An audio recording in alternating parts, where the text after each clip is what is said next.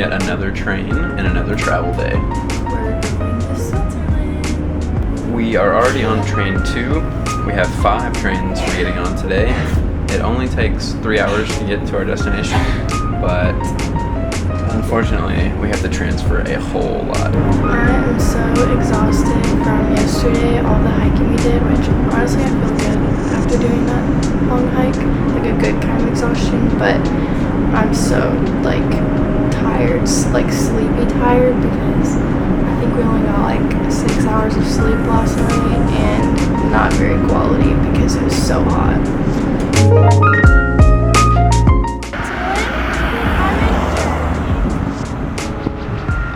These cars are probably what a freaking tourist! Good morning from Germany, and now good morning from Switzerland. Today we're headed to Zurich on a day trip to go visit one of the most livable cities in the world. We looked it up and it's actually commonly listed on all of the top 3 most livable cities in the world, along with Vienna and Copenhagen. So we're excited to go live like a local today. We're gonna show you some cool spots we found, hopefully cool spots, and then later tonight for sunset we have a special surprise, so stay tuned.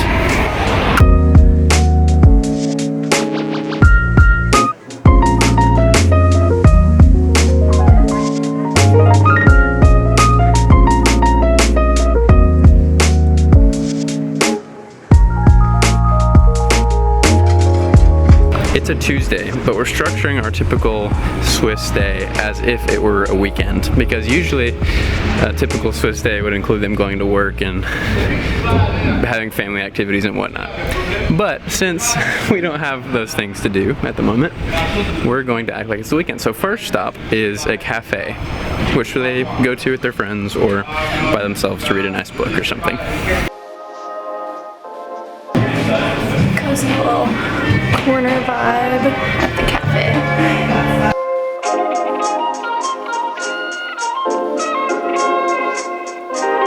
Okay, cafe was average.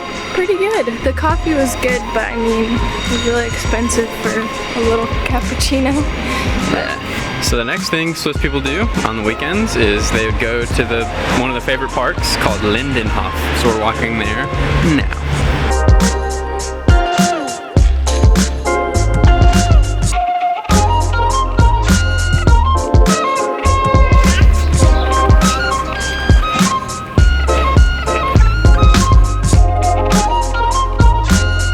We made it to David Lindhagen Park.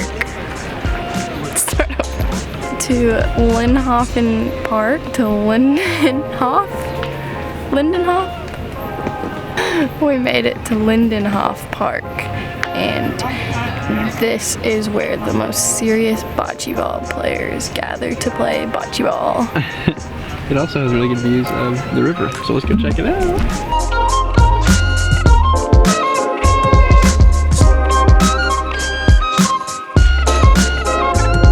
We found the prime bench overlooking everything.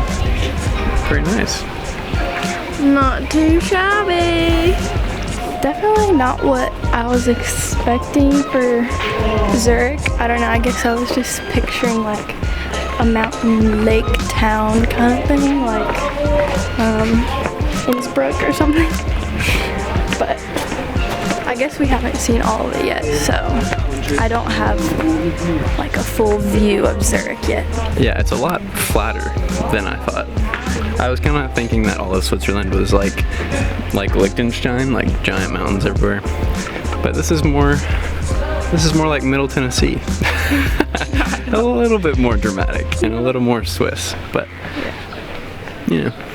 So the Swiss would typically relax with their friends at the park, and then if they have friends from out of town, they take them to some of the main attractions. So right now we're on a street with a bunch of Swiss flags, and it looks really nice. We're gonna make our way to visit the churches that we could see on the skyline, and then go look at the lake. And then we're gonna go head to our surprise destination.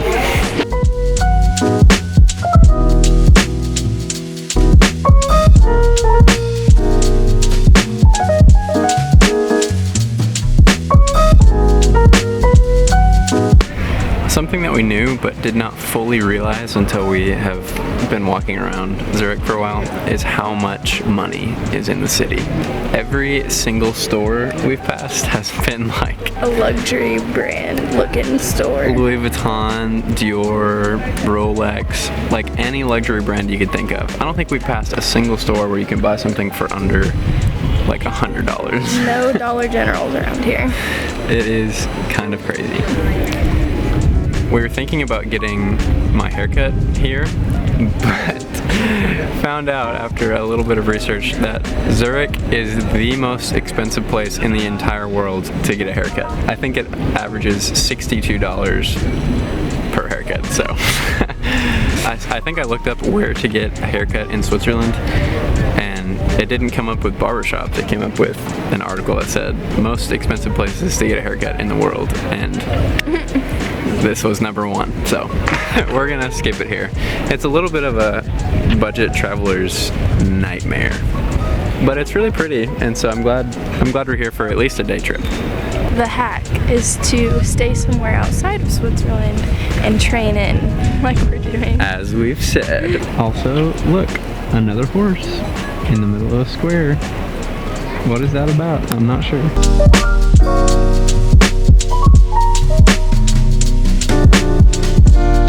So we just bought chocolate from a Swiss chocolate store, and you know we had to get chocolate in Switzerland, so we're gonna try it now. They look so good. Oh my gosh. White chocolate, rose and tahini. Milk chocolate, caramel and fleur de sel. Hazelnut and milk chocolate and gold flakes.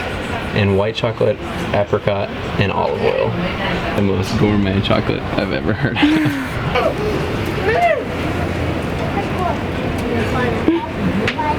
Mmm. Whoa. I don't know about this one. Gold flake, milk chocolate, hazelnut. I'm excited for this one.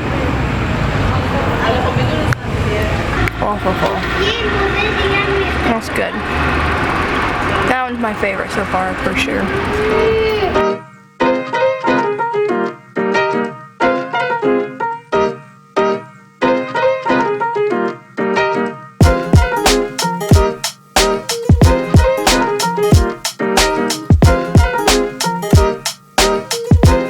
Across the street from the Frau Munster is the Gross Munster. Gross Munster. It sounds like gross monster, but probably like Gross Munster.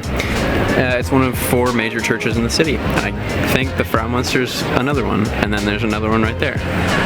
So it kind of like makes a square. They're all pretty close together too.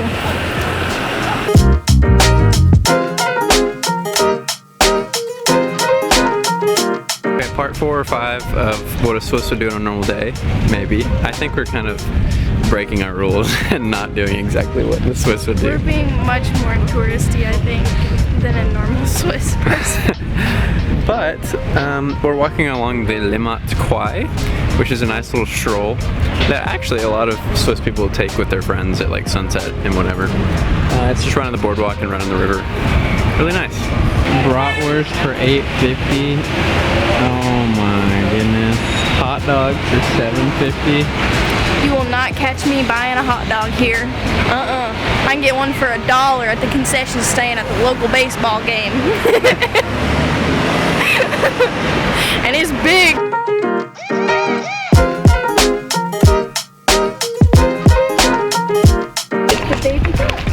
Look at the baby duck. Oh my. Maybe if you wanted to see an opera, there's the Opera House.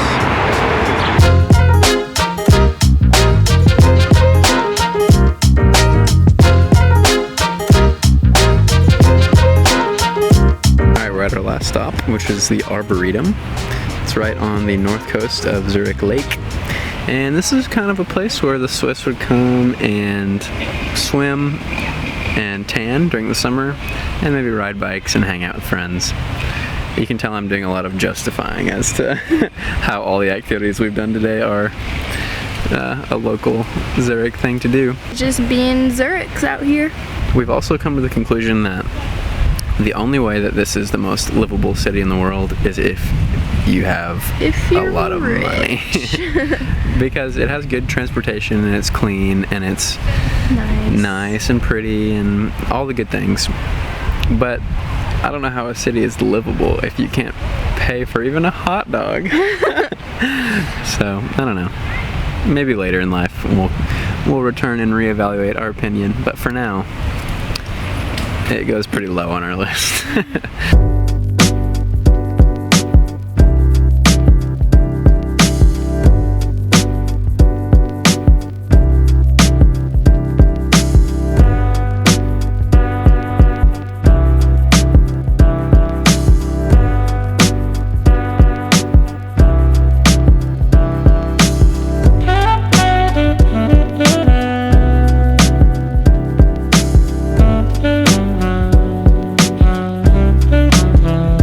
Okay, we just rode another 50-minute train and are at our destination, our surprise destination, which is Europe's largest waterfall. Let's go! We're here, we can see it from when we get off the train, but we're going to get a little bit closer and show you a little bit more. It's actually not as big as I was thinking for Europe's largest waterfall, but it's pretty impressive and it's really pretty, so.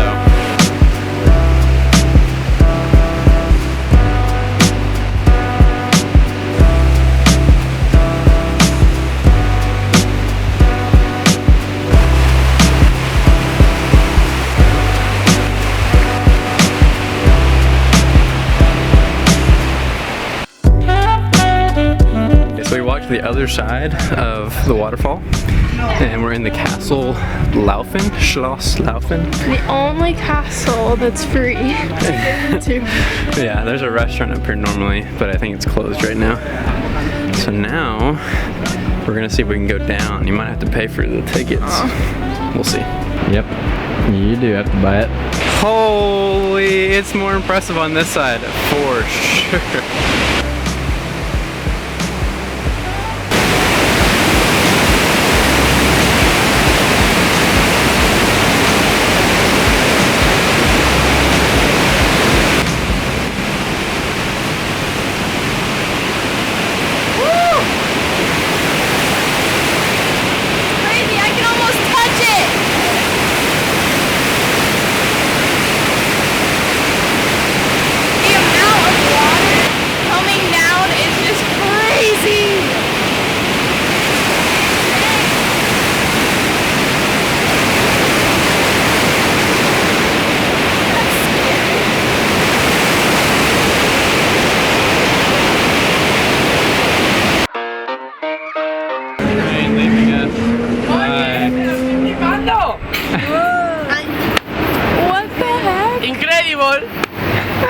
So we ran back from the waterfall to try to catch our train in time, and we got there with like 5 minutes to spare, but the train gets there and we go to click the button and it won't open and the train just leaves it within like 20 seconds. Yeah, everyone was pretty mad.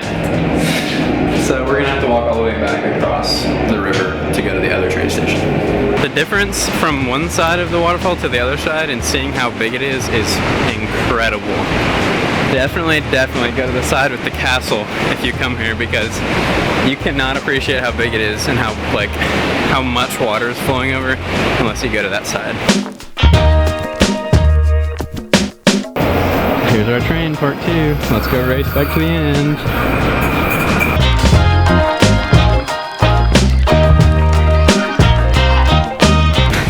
Ran to the door so fast you don't even know. Now we're headed back to our Airbnb to do the last thing that Swiss people do on their typical days, which is cook dinner with their family. 4 trains later, and now we're about to cross the border again to get over to Germany. back to Rhine.